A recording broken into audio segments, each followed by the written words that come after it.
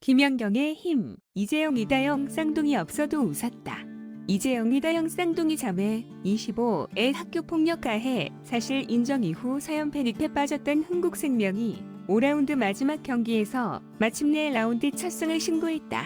19일 인천 계양체육관에서 열린 프로배구 도드람 2020-2021 V리그 홈 경기에서 흥국생명은 KGC 인삼공사를 세트스코어 3-1로 꺾고 4연패에서 탈출했다.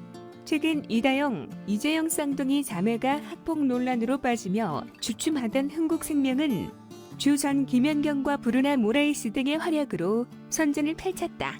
이날 김연경은 24득점, 공격 성공률 51.21% 책임지며 팀 승리를 이끌었다. 특히 4세트 13-11에서는 김연경이 원맨 쇼를 펼쳤다. 블로킹의 득점까지 3연속 포인트를 올렸다. 인삼공사의 거센 추격을 받고 있을 때는 팀 동료 브루나가 결정적인 득점을 올리자 발을 동동 구르며 기뻐하기도 했다. 이날 배구 팬들의 시선을 사로잡은 김연경의 경기력은 경기 직후 온라인 커뮤니티에 올라온 게시물로도 확인된다.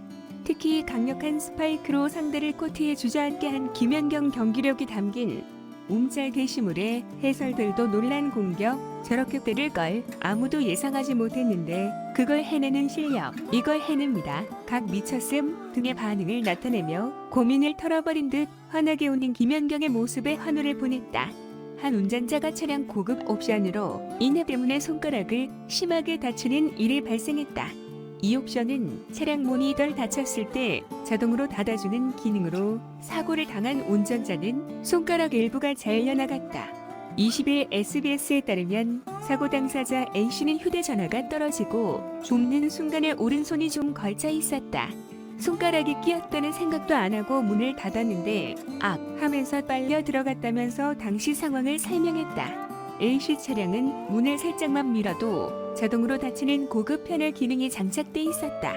4에서 6mm 정도 틈이 남았을 때 모터의 힘으로 꽉 닫히는 원리다. 그런데 자동으로 꽉 닫힌 문에 손가락이 끼어버렸고 재빨리 문을 열었을 때는 이미 손가락 일부가 절단된 상태였다. 사고 직후 이와 관련해 제조사 담당자는 물체가 끼었다고 하면 다시 탁 창문처럼 열어주는 그 기능은 없다. 어린아이가 있는 집은 위험하다고 설명했다. 다만 제조사는 차문에 붙은 경고 스티커와 사용 설명서를 통해 위험성을 안내해왔다는 입장이다. A씨는 6시간 동안의 대수술로 손가락을 봉합했지만 다친 손가락 기능이 제대로 돌아올지는 아직 알 수 없는 상황이다. 외국에서도 손가락 절단 사례가 발생했고 인터넷에도 부상 사례가 올라오고 있다. 제조사들은 아직 센서 등 안전사고 예방 장치 설치를 고려하지 않고 있다고 SBS는 전했다.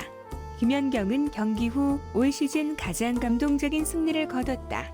지금은 한마디 한마디가 조심스러운 상황이다. 모든 것과 모든 상황에 대해 마음이 너무 무겁다면서 브루나가 오자마자 팀 상황이 좋지 못한 데다 본인도 부진했기에 스트레스를 많이 받았다. 브루나가 힘든 것을 이겨낸 것 같아 뿌듯하다. 앞으로도 모든 선수가 서로를 조금씩 도와가면서 풀어나가겠다고 말했다. 대전 충무체육관에서 열린 남자부 V클래식 매치에서는 현대캐피탈이 삼성화재의 3-0완승을 거뒀다. 현대캐피탈은 블로킹에서 15-1로 점하면서 1시간 21분 만에 승리를 따냈다. 현대캐피탈 허수봉 23은 블로킹과 서브 그리고 호위 공격 각 3개를 성공하면서 개인 통산 첫 번째 트리플 크라운 기록을 남겼다. 남자부 역대 통산 200번째 트리플 크라운이다. 허수봉은 형들이 도와준 덕에 버킷리스트 하나를 지을 수 있었다. 상금 100만원은 형들에게 한턱 쏘는데 쓰겠다고 말했다. 한편 이날 인터넷 게시물을 통해 학폭 가해자로 지목받았던 삼성화재센터 박상아 35는 전혀 그런 일이 없다고 반박했다. 삼성화재 구단 역시 학교생활 기록부 등을 통해 확인한 결과 박상아의 주장에 신뢰성이 있다고 결론을 내렸다. 하지만 사실관계가 명확하게 드러날 때까지는 박상아를 경기에 내보내지 않기로 했다. 박상아는 이날 경기장에 나오지 않았다. 여기 우리는 다른 뉴스에 당신을 초대합니다. 배구연맹 학폭 선수들 신인 드래프트 전면 배제. 이재영, 이다영은 예외외. 배구연맹이 과거 학폭과 성범죄 등에 연루된 선수는 신인 선수 드래프트 참여에 전면 배제하기로 했다. 그러나 최근 학폭 무리를 일으킨 이재영, 이다영 선수는 예외여서 이유의 궁금증이 쏠리고 있다. 한국배구연맹 후보가 과거 학교 폭력과 성범죄 등에 연루된 선수는 신인 선수 드래프트 참여에 전면 배제하기로 했다. 그러나 최근 학폭 논란으로 무리를 일으킨 이재영, 이다영 선수에겐 적용되지 않을 예정이어서 그 이유의 눈길이 쏠리고 있다. 배구연맹은 이날 서울시 마포구 상암동 연맹대회실에서 학폭 논란과 관련해 긴급 비상대책회의를 열었다. 신무철 사무총장, 조영구 사무차장, 조영욱 총재특별보좌관, 김건태 경기운영본부장, 황명석 상벌위원장, 연맹 변호사 등이 회의에 참석했다. 이들은 이 자리에서 앞으로 과거 학폭과 성범죄 등에 중하게 연루된 선수는 신인 선수 드래프트 참여에 전면 배제할 것이며 드래프트 시 학폭 관련 서약서를 청구할 계획이다. 입단 이후 서약서 내용이 허위 사실로 확인될 경우 영구제명 등 중징계를 내리겠다고 결의했다. 다만 규정이 생기기 전 학폭 가해 사실이 확인된 이재영, 이다영 쌍둥이 자매, 송명근, 심경섭에 대한 소급 적용은 현실적으로 불가능하다고 신무철 코보 사무총장은 처벌 규정이 없는 상황에서 발생한 일에 대해선 소급 적용이 현실적으로 어렵다는 판단이다라며 그래서 예방과 앞으로 일어나는 상황을 징계하는 규정을 새로 만드는 데 초점을 맞췄다고 밝혔다. 이재영, 이다영 자매의 학폭 의혹은 지난 2월 10일 온라인 커뮤니티 등에 이들에게 과거 학폭을 당했다는 주장이 담긴 글이 올라오며 일파만파됐다. 글에 따르면 자매에게 학폭을 당한 사람은 4명으로 이들은 20여 가지 학폭 피해 사례도 공개했다. 특히 피해자들이 말을 듣지 않자 자매가 칼로 협박했다는 내용도 담겨 있어 충격을 안겼다. 쌍둥이 자매는 학폭을 인정하고 사과했지만 폭로와 비난은 계속됐다. 배구협회는 쌍둥이 자매의 국가대표 자격을 무기한 박탈했고 흥국생명구단도 쌍둥이 자매의 출전 정지 징계를 내렸다.